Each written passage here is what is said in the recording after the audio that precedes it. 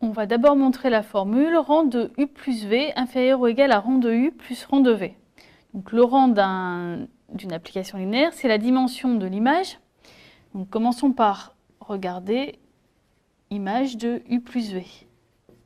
Par définition, image de U plus V, c'est l'ensemble des Y appartenant à F pour lesquels il existe un X appartenant à E, vérifiant Y égale U plus V de X, c'est-à-dire U de X plus V de X.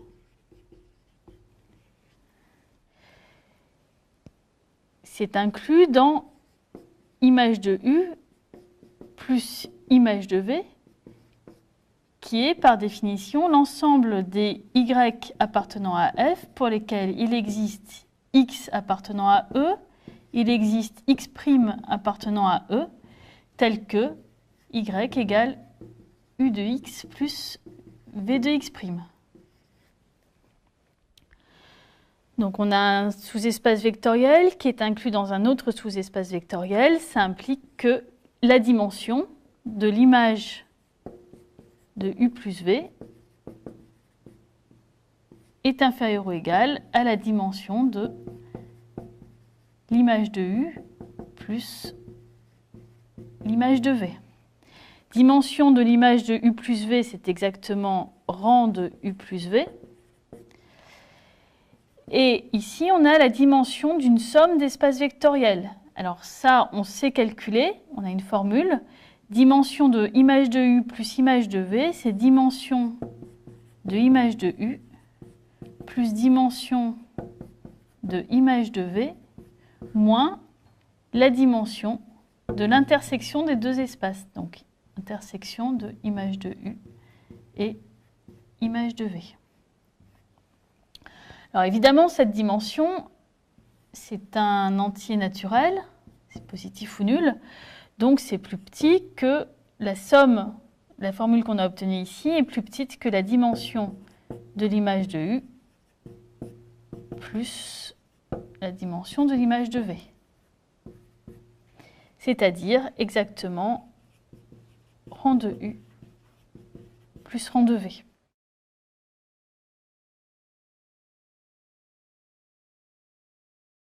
Montrons maintenant que valeur absolue de rang de U moins rang de V est inférieure ou égale à rang de U plus V. En fait, on va se servir de la formule qu'on a démontrée dans la première question. Part de rang de U, on peut écrire U sous la forme U plus V plus moins V. Donc maintenant, si on applique la formule trouvée dans la première question, c'est inférieur ou égal au rang de U plus V plus le rang de moins V. Alors, rang de moins V, par définition, c'est la dimension de l'image de l'application linéaire moins V, mais l'image de moins V, c'est en fait l'image de V. Ça, c'est parce que V est linéaire, donc moins V de X, c'est V de moins X. Donc, c'est la dimension de l'image de V, autrement dit, le rang de V. Donc, on a montré que rang de U est inférieur ou égal à rang de U plus V plus rang de V.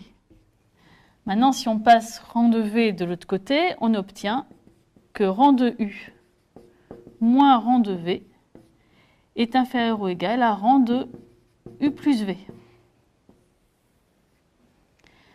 Maintenant, on peut faire exactement la même manipulation en partant de V et non pas de U. Et on va trouver de la même façon, en échangeant les rôles de U et V, que rang de V moins rang de U est inférieur ou égal à rang de U plus V. Alors maintenant, si on regarde la deuxième inégalité, on peut aussi la réécrire sous la forme moins rang de U moins rang de V inférieur ou égal à rang de U plus V. Et donc on a majoré rang de U moins rang de V et son opposé par la même quantité. Donc si on peut majorer rang de U moins rang de V et son opposé par la même quantité, ça veut dire qu'on a en réalité la majoration de la valeur absolue. Autrement dit, valeur absolue de rang de U moins rang de V est inférieur ou égal à rang de U plus V.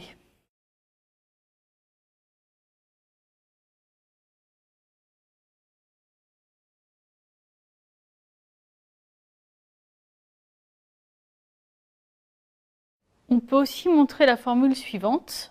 Rang de U rond V inférieur ou égal au minimum entre rang de U et rang de V, où U et V sont des applications linéaires. Alors ici, il faut faire attention. V est linéaire de E dans F, U est linéaire de F dans G, ce qui fait qu'on peut bien composer U avec V. Donc, pour montrer cette formule, de même que tout à l'heure, on va commencer par regarder l'image de U rond V. Ça, par définition, c'est en fait U de V de E, puisque l'image de V, c'est V de E. Mais V de E, puisque V est linéaire de E dans F, c'est inclus dans F. Donc U de V de E est inclus dans U de F, qui est, par définition, l'image de U. Donc im de U rond V est inclus dans im de U. Donc la dimension de l'image de U rond V est plus petite que la dimension de l'image de U, c'est-à-dire rang de U rond V est inférieur ou égal à rang de U. Alors, pour montrer la formule qu'on souhaite, il faut également montrer que rang de U rond V est inférieur ou égal à rang de V. Et donc on aura bien montré que c'est plus petit que rang de U, plus petit que rang de V, c'est-à-dire plus petit que le minimum des deux. Donc pour cela, on va écrire image de V comme l'espace vectoriel engendré par des vecteurs, donc E1, etc., EK. Alors comme image de V est un sous-espace vectoriel de F qui est de dimension finie, c'est bien de dimension finie, donc on peut l'écrire comme l'espace vectoriel engendré par un nombre fini de vecteurs. Alors on va mettre K égale dimension de l'image de V, c'est-à-dire rang de V. Autrement dit, E1, etc., EK est une base de l'image de V. Et maintenant, on va regarder l'image de U rond V. Donc, c'est U de l'espace vectoriel engendré par E1, etc., EK. Autrement dit, c'est l'espace vectoriel engendré par U de 1, etc., U de EK. Alors attention, ici E1, etc., EK est une base de l'image de V, mais par contre les vecteurs U de 1, U de EK n'ont aucune raison de former une famille libre. On a juste dit que, puisqu'ici on a une famille génératrice de l'image de V, ici on obtient une famille génératrice de U de l'image de V. Donc, le rang de U rond V est inférieur ou égal au nombre de vecteurs qu'on a ici, c'est-à-dire K, qui par définition est égal à rang de V.